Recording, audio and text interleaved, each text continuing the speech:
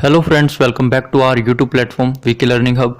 तो जैसा कि आप सभी को पता है दोस्तों, इलेक्ट्रिकल एसएससी जेईई 2019 के एग्जाम जो हैं वो डेट्स आ चुकी हैं और साथ ही 2020 की भी आपके लिए वैकेंसीज आउट हो गई हैं। इस पर नोटिफिकेशन आया है दोस्तों ऑफिशियल, आप चैनल पर देख सकते हैं। वीडियो मैंने अलग से इस पर बना दी है, आप देख सकते हैं।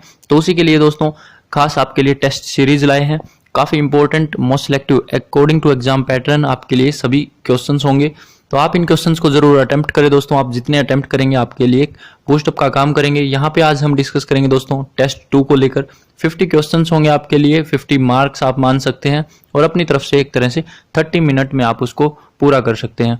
तो जेईई इलेक्ट्रिकल का ये दोस्तों टेस्ट सीरीज है, आप इन सभी क्वेश्चंस में से एक बार जरूर गो थ्रू हुए, काफी इंपॉर्टेंट रहेंगे। एक बार आप टेस्ट सीरीज देखें, वीडियो को अंत तक देखें। अगर आपको अच्छी लगे तो प्लीज लाइक जरूर करें और अभी तक चैनल को सब्सक्राइब नहीं किया है तो जल्दी से कर ले दोस्तों, ताकि आने वाली हर वीडियो से आप कनेक्टेड रहें। तो चलिए अपना आज का महत्वपूर्ण सेशन शुरू करते हैं। टेस्ट 2 है दोस्तों आज का ये। इससे पहले हम 1 टेस्ट में आप 50 क्वेश्चंस कर चुके हैं। अगर आपने वो नहीं देखे हैं क्वेश्चंस तो जल्दी से देख लें, काफी इंपॉर्टेंट है, काफी सिलेक्टिव क्वेश्चन है दोस्तों, आने वाले एग्जाम्स के लिए मोस्ट सिलेक्टिव है। तो यहाँ पे क्वेश्चन नंबर 1 आपके लिए होगा, देख सकते हैं आप दोस्तों। A Hall effect transducer is generally used for measurement of. तो जो होल इफेक्ट ट्रांसड्यूसर्स होते हैं दोस्तों, वो नॉर्मली किसके लिए यूज में लाए जाते हैं, ये आपको यहाँ पे बताना है। तो आप इनका आंसर जल्दी से कमेंट बॉक्स में कर सकते हैं अगर आपको इनका आंसर पता है तो ये एक तरह से आपके लिए खुद को टेस्ट करने का टाइम है, क्योंकि इस टाइम आप सिलेबस नहीं पढ़ सकते। इस टाइम आपको टेस्ट सीरीज, आपको जितनी प्रैक्टिस करेंगे उतना आपके लिए बेहतर होगा। एग्जाम के सिर्फ 1 मंथ अबाउट टू बचा है आपके लिए। तो यहाँ पे हम इसका सही आंसर देखें तो आपका होगा करंट मेजरमेंट के लिए दोस्तों हम होल इफेक्ट ट्रांसड्यूसर को नॉर्मली यूज करते हैं। तो यहाँ पे ऑप्शन 2 जो है आप देखेंगे बिल्कुल सही आंसर होगा। और जितने भी क्वेश्चन होंगे मोस्ट सिलेक्टिव, काफी इंपॉर्टेंट रहने वाले हैं, आप यहाँ पे देख सकते हैं। नेक्स्ट क्वेश्चन अगर हम डिस्कस करें दोस्तों तो एक छोटा सा न्यूमेरिकल रहेगा। ए 0 to 150 वोल्ट आपके यहाँ पे वोल्ट मीटर है, जिसकी एक्यूरेसी है 1%। फुल स्केल रीडिंग पर the voltage measured by this instrument is 75 volt. तो लिमिटिंग एरर क्या होगा ये आपको यहाँ पे बताना है। तो इसका जल्दी से आप आंसर करके देखें, क्योंकि क्वेश्चन आपके कैसे भी हो सकते हैं। तो मैंने अपनी तरफ से बेस्ट क्वेश्चन आपके लिए यहाँ पे डाले हैं वीडियो में। तो यहाँ पे इसका क्या आंसर होगा दोस्तों, यहाँ पे जल्दी से इसका आंसर करने की कोशिश करें, इंपॉर्टेंट रहेगा। तो मैं आपको पहले तो आंसर बता दूं इसका, तो सही आंसर होगा दोस्तों आपका 2%। अगर आपका आंसर आया है तो बिल्कुल सही है, ऑप्शन 3 जो है करेक्ट होगा। बात करते हैं कैसे दोस्तों, तो इसकी एक्सप्लेनेशन देख लेते हैं। यहाँ पे आपके सामने होगी दोस्तों लिमिटिंग एरर दोस्तों, फॉर्मूला बेस है। यहाँ पे एक फॉर्मूला है, percentage full scale error into यहाँ पे full scale value divide by measured value, जो है आपका लिमिटिंग एरर का फॉर्मूला होता है। तो यहाँ पे अगर हम इसमें वैल्यू पुट करेंगे तो आप देख सकते हैं 1% हमें एक्यूरेसी दी गई थी और यहाँ पर 150 जो है फुल स्केल डिवीजन। और अगर हम बात करें मेजर्ड तो 75 वोल्ट वो जो मीटर है, वोल्ट मीटर, वो मेजर करता है। तो यहाँ पे 2% जो है आपका बिल्कुल करेक्ट आंसर आ जाएगा। नेक्स्ट क्वेश्चन अगर हम डिस्कस करें दोस्तों 3 का है, the purpose of providing aquadag in CRT. CRT क्या है दोस्तों, कैथोड रे ट्यूब आपकी जो होती है ऑसिलोस्कोप में, वहां पर जो एक्वेडैग लगाया जाता है उसका क्या पर्पज होता है ये आपको बताना है। तो क्या होगा दोस्तों, सही आंसर रहेगा आपका ये रिमूव इलेक्ट्रोस्टैटिक चार्ज एक्यूमुलेशन। तो जो इलेक्ट्रोस्टैटिक जो चार्ज होते हैं दोस्तों उनके इकट्ठा होने से इसको प्रिवेंट करता है, रिमूव करता है उनको। तो यहाँ पे ऑप्शन 2 देखेंगे जो बिल्कुल आपका सही आंसर रहेगा। नेक्स्ट बात कर लेते हैं दोस्तों, अगला क्वेश्चन होगा, hydro generators are designed for maximum peripheral speed of about. तो हाइड्रो जनरेटर्स जो होते हैं दोस्तों कितनी नॉर्मली जो है यहाँ पे मैक्सिमम उनकी पेरिफेरल स्पीड कितनी होती है ये आपको बताना है। काफी इंपॉर्टेंट क्वेश्चन है दोस्तों, एग्जाम में पूछा ही जाएगा, ये आपको जरूर देखने को मिल ही जाएंगे ऐसे क्वेश्चंस।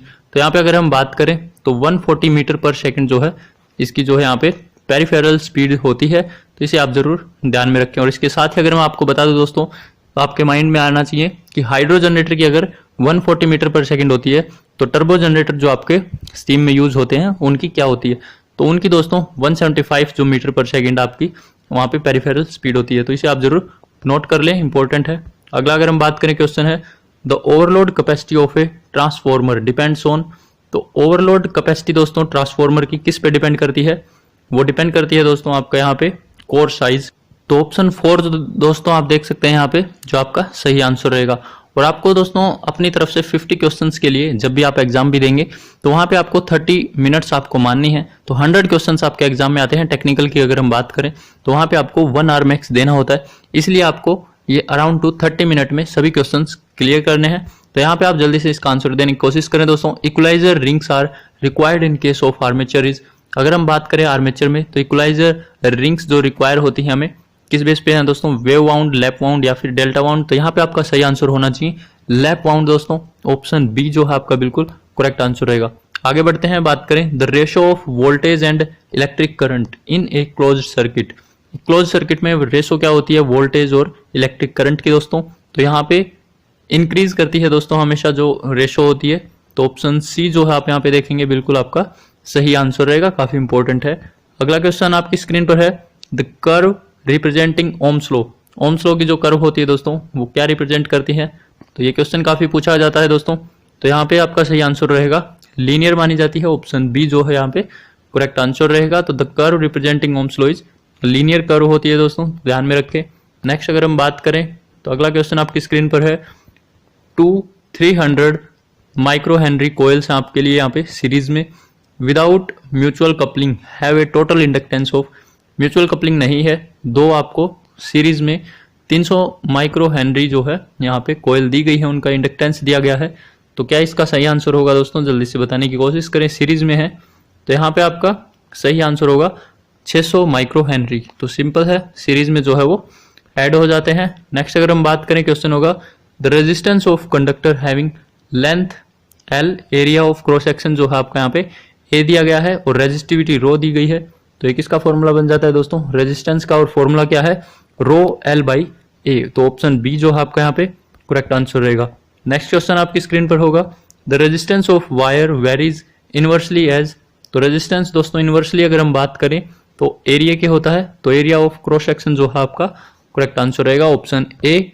नेक्स्ट क्वेश्चन आपकी स्क्रीन पर है which of the following quantities are same in all part of a series circuit. Series circuit में अगर हम बात करें दोस्तों तो कौन सी क्वांटिटी हमेशा सेम रहती है, तो आपको पता है करंट, ऑप्शन सी आप देखेंगे बिल्कुल मैच करेगा।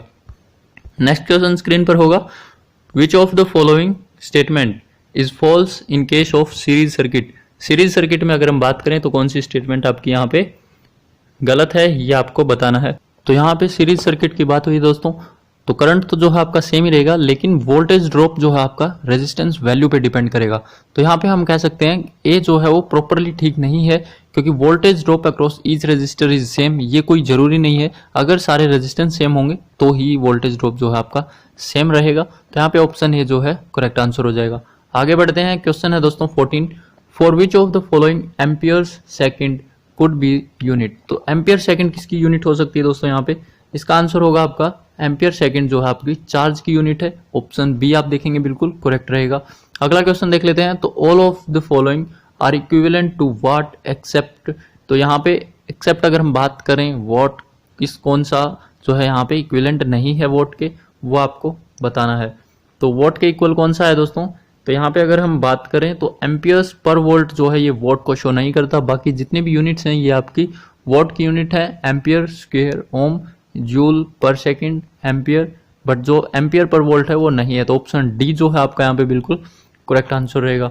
नेक्स्ट अगर हम बात करें 16 है resistance having rating 10 ohm 10 watt is likely to be a, तो किस तरह का रेजिस्टेंस हो सकता है दोस्तों, इंपॉर्टेंट क्वेश्चन है दोस्तों ये। तो यहाँ पे ये आपका आंसर होगा वायर बाउंड रेजिस्टेंस होता है 10 ओम 10 वाट, अगर आपको ये शो करता है तो वायर बाउंड रेजिस्टेंस टाइप होगा। अगला क्वेश्चन आपकी स्क्रीन पर है which one of the following does not have negative temperature coefficient. Negative temperature coefficient इनमें से किसका नहीं है ये आपको यहाँ पे बताना है। तो यहाँ पे एल्यूमिनियम आपको पता है दोस्तों जो एक मेटल है, कंडक्टर है, तो ए ऑप्शन जो है आपका यहाँ पे सही रहेगा। अगला क्वेश्चन है वेरिस्टर आर्स, तो वेरिस्टर्स क्या होते हैं दोस्तों, वेरिस्टर्स होते हैं आपके नॉन लीनियर रेजिस्टेंस, तो ऑप्शन बी आप देखेंगे बिल्कुल सही रहेगा, आपको पता होना चाहिए, काफी इंपॉर्टेंट है ये। नेक्स्ट अगर हम बात करें क्वेश्चन है insulating materials have the function of, तो जो इंसुलेटिंग मटेरियल्स हम यूज करते हैं उनका क्या फंक्शन होता है मेनली, वो आपको बताना है। तो ये प्रिवेंट करते हैं दोस्तों शॉर्ट सर्किट और किसी कंडक्टिंग वायर में शॉर्ट सर्किट से। तो यहाँ पे ऑप्शन ए आप देखेंगे प्रिवेंटिंग ए short circuit between conducting wire जो है इसका मेनली पर्पज रहता है इंसुलेटिंग मटेरियल्स का। नेक्स्ट आप यहाँ पे देख सकते हैं कंडक्टिंग वेरी लार्ज करंट या फिर storing the very high current, तो ये जो पर्पज है नीचे वो गलत रहेंगे, A will be the correct answer. अगला देखते हैं 20 का है, field of force can exist only between. Field of force की अगर हम बात करें दोस्तों तो ये दो आयंस के बीच में एग्जिस्ट करती गई। ऑप्शन बी आप देखेंगे टू आयंस, तो a field of force can exist only between two ions, तो बी जो है सही आंसर रहेगा। अगला क्वेश्चन देख लेते हैं, a substance whose molecules consist of dissimilar atom is called. दो डिसिमिलर जो एटम्स हैं दोस्तों वहां पे आपको बताना है कि कौन से जो है आपका सब्सटेंस रहेगा। तो यहाँ पे बात करें तो कौन सा सही आंसर रहेगा आपका, कंपाउंड बोला जाएगा दोस्तों। Substance whose molecules consist of dissimilar atoms, दो अलग अलग एटम्स की जो सब्सटेंस बनेगा वो कंपाउंड बोलते हैं हम उसे। तो ये केमिस्ट्री टाइप में भी आप रीड कर सकते हैं, तो सी जो है आपका यहाँ पे सही आंसर रहेगा। आगे अगर हम बात करें तो 22 का क्वेश्चन रहेगा, if an ohm meter reading immediately goes practically to zero and stay then capacitor is. तो काफी इंपॉर्टेंट है, अगर एक ओम मीटर है दोस्तों उसकी रीडिंग जो है प्रैक्टिकली एकदम से जीरो हो जाती है, तो यहाँ पे क्या मतलब है, जो कैपेसिटर है दोस्तों वो शॉर्ट सर्किट हो गया है। तो ऑप्शन बी जो है आपका बिल्कुल सही आंसर रहेगा, इंपॉर्टेंट रहेगा एग्जाम पॉइंट ऑफ व्यू से। नेक्स्ट अगर हम बात करें क्वेश्चन है, तो out of the following capacitors of identical rating which one will have the smallest dimension. सबसे कम डायमेंशन आपको यहाँ पे कुछ कैपेसिटर्स दिए गए हैं, किसकी हो सकती है ये आपको बताना है। तो काफी इंपॉर्टेंट है दोस्तों ये, इसका आप आंसर करें तो इसका जो सही आंसर होगा सिरामिक कैपेसिटर जो हैं वो आपके काफी स्मॉल साइज में होते हैं। ऑप्शन सी आप देखेंगे बिल्कुल यहाँ पे सही आंसर रहेगा। नेक्स्ट अगर हम बात करें क्वेश्चन है दोस्तों स्क्रीन पर, an uncharged conductor is placed near a charge conductor. अगर एक अनचार्ज कंडक्टर को एक चार्ज कंडक्टर के पास रख दें तो क्या होगा। तो यहाँ पे दोस्तों जो अनचार्ज कंडक्टर है वो चार्ज हो जाएगा बाय इंडक्शन, आपको पता है, and then attracted towards the charging body. तो ऑप्शन बी आप देखेंगे जो बिल्कुल यहाँ पे आपका सही आंसर रहेगा और काफी इंपॉर्टेंट है। नेक्स्ट अगर हम बात करें यहाँ पे क्वेश्चन है, hydrogen evolve during charging produces explosive mixture when it is more than. Hydrogen की एक लिमिट होती है दोस्तों, क्योंकि काफी एक्सप्लोजिव होती है, लेकिन हम इसे कूलिंग पर्पज में भी यूज करते हैं मिक्सर के तौर पर। तो यहाँ पे किस लिमिट को क्रॉस करने के बाद वो एज ए एक्सप्लोसिव हो सकती है। तो यहाँ पे आंसर होगा 8% से ऊपर। ऑप्शन डी जो आप यहाँ पे देखेंगे बिल्कुल सही आंसर रहेगा। नेक्स्ट अगर हम क्वेश्चन की बात करें, the presence of an uncharged conductor near a charge one increase the. अगर हम एक अनचार्ज कंडक्टर को चार्ज कंडक्टर के पास रख दें तो यहाँ पे ऊपर जैसा कि हमने देखा दोस्तों, लेकिन क्वेश्चन होगा यहाँ पे कि कैपेसिटी ऑफ जो चार्ज कंडक्टर है उसकी इंक्रीज कर देगा। ऑप्शन बी आप देखेंगे जो बिल्कुल यहाँ पे सही आंसर रहेगा, तो ये भी काफी इंपॉर्टेंट है। नेक्स्ट अगर हम बात करें तो paper condenser is, paper condenser जो होते हैं, कंडेंसर एक आपका कैपेसिटर को ही बोलते हैं। तो यहाँ पे paper condenser is usually fixed value होती है, तो ऑप्शन बी देखेंगे आप बिल्कुल सही आंसर रहेगा। फिक्स्ड वैल्यू जो होती है वो पेपर कंडेंसर होते हैं नॉर्मली। नेक्स्ट अगर हम बात करें क्वेश्चन है 28, cells are connected in series in order to. अगर हम जो सेल होते हैं, बैटरीज होती हैं, उनको सीरीज में कनेक्ट कर दें तो यहाँ पे आपका वोल्टेज रेटिंग ज्यादा का होगी या करंट रेटिंग, तो कौन सा आपका सही आंसर रहेगा गाइज। यहाँ पे वोल्टेज रेटिंग को बढ़ाने के लिए हम सेल्स को जो है सीरीज में कनेक्ट करते हैं, ऑप्शन ए जो है आपका सही रहेगा। और पैरेलल में कनेक्ट करेंगे तो आपकी करंट रेटिंग इंक्रीज होगी। नेक्स्ट अगर हम बात करें 29 है, which method of braking is generally used in elevators. तो एलिवेटर में कौन सी ब्रेकिंग हम नॉर्मली यूज करते हैं, प्लगिंग करते हैं, क्योंकि हमें इंस्टेंट यहाँ पे जो है मोटर की रोटेशन चेंज करनी होती है। तो ऑप्शन ए जो है आपका यहाँ पे बिल्कुल सही आंसर रहेगा, ये भी इंपॉर्टेंट है। नेक्स्ट क्वेश्चन है 30 का है, a coil induce 350 millivolt when the current changes at rate of 1 ampere per second, the value of inductance is. तो इंडक्टेंस की आपको यहाँ पे वैल्यू निकालनी है दोस्तों, तो जल्दी से इसे निकालने की कोशिश करें। सिंपल न्यूमेरिकल बेस्ड क्वेश्चन रहेगा, फॉर्मूला बेस्ड क्वेश्चन है दोस्तों।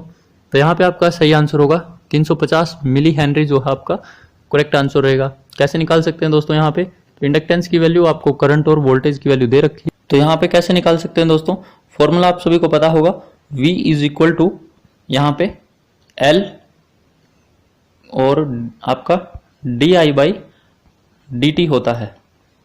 तो बस इसी में पुट करना है। di/dt जो है आपका यहाँ पे 1 एम्पियर पर सेकेंड दिया गया है और जो वोल्टेज है वो 350 मिली वोल्ट दी गई है। तो L आपका क्या आ जाएगा गाइज, यहाँ पे 350 millivolt. Next millihenry, next अगर हम बात करें क्वेश्चन है 31 है, in variable speed motor, variable जो स्पीड मोटर्स होती हैं गाइज आपकी, तो उनमें क्या है वहां पे आपको स्टेटमेंट्स रीड करनी है और आपको आंसर करना है कि एक stronger commutating field is need at low speed than at higher speed, या फिर एक वीक कम्यूटेटिंग फील्ड की जरूरत पड़ती है लो स्पीड पर देन हाई। तो यहाँ पे आपका सही आंसर अगर हम देख लेते हैं दोस्तों, तो यहाँ पे a weaker commutating field is needed at low speed, low speed पर दोस्तों हमें वीकर कम्यूटेटर जो है आपका कम्यूटेटिंग फील्ड की जरूरत पड़ती है देन हाई स्पीड। तो ऑप्शन बी देखेंगे आप, बिल्कुल यहाँ पे आपका सही आंसर रहेगा एंड इंपॉर्टेंट रहेगा ये वेरिएबल स्पीड मोटर जो होती हैं आपकी उनके लिए। नेक्स्ट अगर हम बात करें तो when the armature of A DC motor rotates EMF induces, जब आर्मेचर जो डीसी मोटर का रोटेट करता है गाइज तो EMF induce, self induced EMF होती है म्यूचुअल इंड्यूस। तो यहाँ पे आपका जो सही आंसर रहेगा वो क्या होगा गाइज, वो होगा बैक ईएमएफ इंड्यूस होती है। आपको पता है मोटर में जो है वो बैक ईएमएफ होती है, तो ऑप्शन सी देखेंगे बिल्कुल सही रहेगा। नेक्स्ट क्वेश्चन है दोस्तों, where DC motor of HP 12 और more requires frequent starting stopping reversing या फिर स्पीड कंट्रोल। तो speed control reversing stopping starting के लिए हमें अबाउट 12 एचपी या उससे ऊपर डीसी मोटर में क्या जरूरत पड़ती है, drum type controller is use या फिर 3 पॉइंट स्टार्टर या 4 पॉइंट। तो यहाँ पे ड्रम टाइप कंट्रोलर जो हम यूज करते हैं नॉर्मली, तो ऑप्शन ए जो है आपका यहाँ पे बिल्कुल करेक्ट आंसर रहेगा गाइज, इंपॉर्टेंट है। अगला क्वेश्चन आपकी स्क्रीन पर होगा कि usually wide and sensitive speed control is desired in case of. तो नॉर्मली अगर हम बात करें तो यहाँ पे वाइड जो आपका सेंसिटिव स्पीड कंट्रोल सिस्टम है डिजायर करेगा, तो किसके लिए दोस्तों, सेंट्रीफ्यूगल पंप्स या फिर एलिवेटर स्टील रोलिंग मिल्स या फिर, तो यहाँ पे आपका ऑप्शन डी आप देखेंगे कोलरी वाइंडर्स जो हैं यहाँ पे सही आंसर रहेगा, इंपॉर्टेंट है।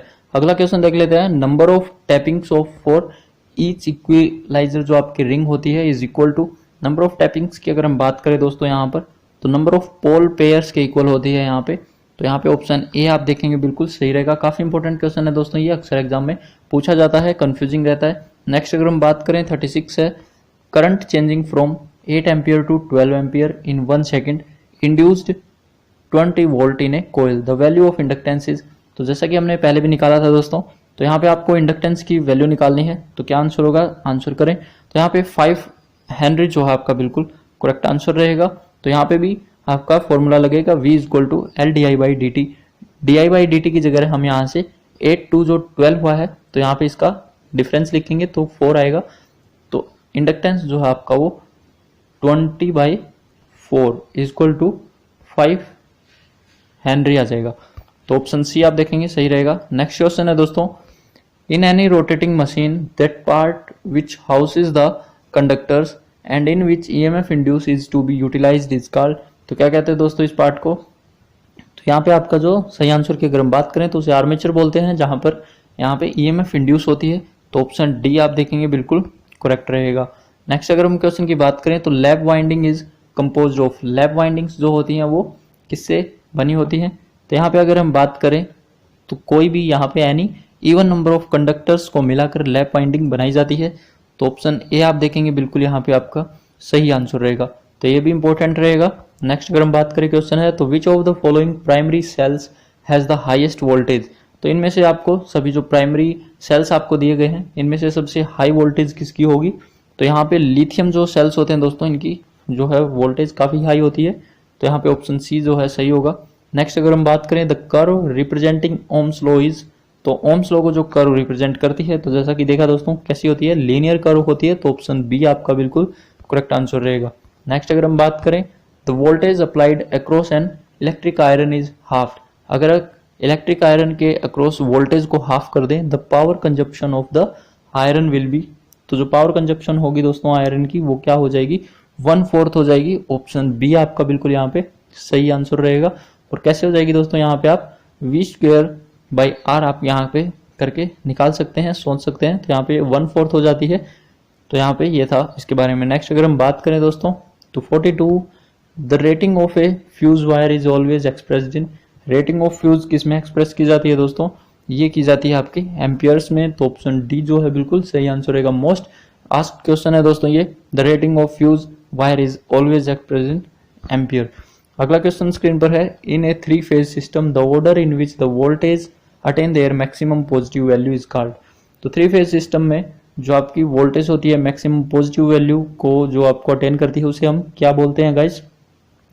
तो इसका जो आपका सही आंसर रहेगा एक फेज सीक्वेंस बोला जाता है, ऑप्शन बी। तो इस क्वेश्चन को आप जरूर याद कर ले गाइस, इसमें काफी जो आपके आंसर्स गलत होने के चांस हैं।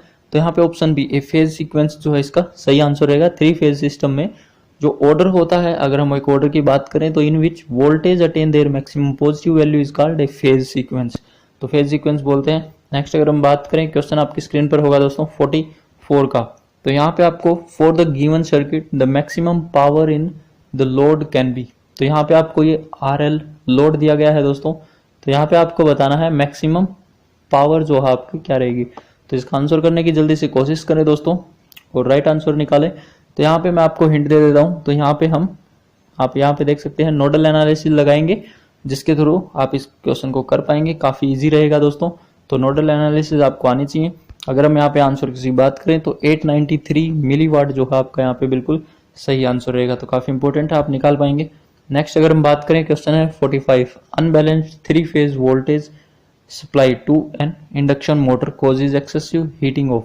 अगर हम एक इंडक्शन मोटर को दोस्तों अनबैलेंस्ड 3 फेज सप्लाई दें तो ज्यादातर जो हीट हमें देखने को मिलेगी वो कहां पर मिलेगी, किस पार्ट में मिलेगी। तो वो बात करें तो स्टेटर में। ऑप्शन ए जो है आपका यहाँ पे बिल्कुल करेक्ट आंसर रहेगा। ऑल ऑफ दीज आपका नहीं रहेगा, क्योंकि हम स्टेटर के थ्रू जो है सप्लाई प्रोड्यूस करते हैं, देते हैं, उसमें सप्लाई करते हैं इंडक्शन मोटर में, इसलिए तो स्टेटर जो है वो ज्यादा हीटअप रहेगा। नेक्स्ट क्वेश्चन है 46 3 phase 3 stack variable reluctance step motor है दोस्तों आपके यहाँ पे, जिसमें 20 पोल आपको दिए गए हैं on each rotor and stator. जो आपका स्टैक द स्टेप एंगल आपको यहाँ पे निकालना है। तो ये क्वेश्चन भी काफी पूछा जाता है, डाटा चेंज हो सकता है, लेकिन आपका फॉर्मूला क्वेश्चन यही रहेगा। सिंपल है, फॉर्मूला बेस्ड क्वेश्चन है दोस्तों। तो यहाँ पे क्या आंसर रहेगा आपका 6 डिग्री आप देख पाएंगे, जो बिल्कुल करेक्ट आंसर रहेगा। कैसे है दोस्तों वो भी देख लेते हैं। अगर हम बात करें स्टेप एंगल की, तो यहाँ पे आप कुछ इस तरह से ये आंसर निकाल पाएंगे। तो ये फॉर्मूला जरूर याद कर लें। स्टेप एंगल जो है वो अल्फा से डिनोट किया जाता है। फॉर्मूला है 360 divide by number of stacks into number of poles. तो ये फॉर्मूला है, आप इसको जरूर ध्यान में रखें, काफी इंपॉर्टेंट रहेगा। आगे बढ़ते हैं। क्वेश्चन है एक transformer is supplying pure resistive load, the power factor on primary side will be. अगर एक ट्रांसफॉर्मर प्योरली रेजिस्टिव लोड को यहाँ पे सप्लाई कर रहा है तो उसका प्राइमरी की साइड पावर फैक्टर क्या रहेगा। तो काफी लोग इसमें यूनिटी करेंगे, लेकिन आपका आंसर गलत होगा। मैं बता दूं यहाँ पे आपका आंसर होगा अबाउट 0.95 लैगिंग। तो ऑप्शन 4 जो है यहाँ पे आपका बिल्कुल करेक्ट आंसर रहेगा। तो कुछ क्वेश्चन है दोस्तों जिनको आप ध्यान में रखें और उनसे काफी आपकी जो गलतियां हैं उनको सुधारें, तो एग्जाम में काफी हेल्पफुल रहेंगे। तो काफी इंपॉर्टेंट क्वेश्चंस हैं, जितने भी क्वेश्चन हैं पहले भी पूछे गए हैं और काफी एक्सपेक्टेड है आने वाले एग्जाम्स के लिए भी। काफी क्वेश्चन जो है आपके लिए नए भी हैं। तो यहाँ पे क्वेश्चन है कि Kirchhoff law is not applicable to which type of circuit. तो काफी सिंपल है दोस्तों, किस टाइप के सर्किट्स में जो है किरचॉफ लॉ एप्लीकेबल नहीं है। तो किस टाइप में नहीं है, यहाँ पे आपका डिस्ट्रीब्यूटेड पैरामीटर्स में जो है किरचॉफ लॉ यूज नहीं होता है, वहां पे हम मैक्सवेल लॉ वगैरह ये यूज करते हैं। बाकी तीनों में हम किरचॉफ लॉ यूज करते हैं। नेक्स्ट अगर हम बात करें, क्वेश्चन है resistivity of earth increases sharply when the moisture fall below. तो रेजिस्टिविटी जो होती है दोस्तों अर्थ की, वो शार्पली इंक्रीज कर जाती है जब मॉइस्चर आपका 20% दोस्तों। तो इस वैल्यू को जरूर याद रखें। Option 3 will be the correct answer. 20% से जब फॉल करेगा मॉइस्चर तो रेजिस्टिविटी ऑफ अर्थ जो आपकी शार्पली इंक्रीज कर जाती है। काफी इंपॉर्टेंट क्वेश्चन है। अगला क्वेश्चन भी मोस्ट इंपॉर्टेंट रहेगा। Load bus is specified by. तो किसके थ्रू जो है लोड बस को हम डिनोट करते हैं, यहाँ पे किसके थ्रू आपको स्पेसिफाई कर सकते हैं। यहाँ पे अगर हम सही आंसर की बात करें तो P एंड Q आप देख सकते हैं, एक्टिव और रिएक्टिव। तो P and Q option 4 will be the correct answer. इनके थ्रू हम लोड बस जो है स्पेसिफाई करते हैं। तो ये क्वेश्चन है दोस्तों 50 क्वेश्चंस, और उम्मीद करते हैं आपको इनमें से कुछ सीखने को भी मिलेंगे, कुछ आपके लिए रिपीटेड क्वेश्चंस भी थे ताकि आप उनको इजीली अटेम्प्ट कर पाए। तो चलिए गाइज आज के लिए इतना ही। नेक्स्ट पार्ट में इससे भी थोड़े नेक्स्ट लेवल क्वेश्चन देखेंगे। धीरे धीरे आपका लेवल भी इंक्रीज होगा, तो क्वेश्चंस को आप अटेम्प्ट करते जाएं और कुछ नया सीखते जाएं। दोस्तों उम्मीद करते हैं वीडियो आपको अच्छी लगी होगी। अच्छी लगी हो, यूजफुल लगी हो तो प्लीज एक लाइक जरूर कर दें और शेयर कर दें अपने फ्रेंड्स में, ताकि और भी कनेक्ट हो सकें। मिलते हैं नेक्स्ट वीडियो में। Till then live your life, live your dreams. Thanks for watching.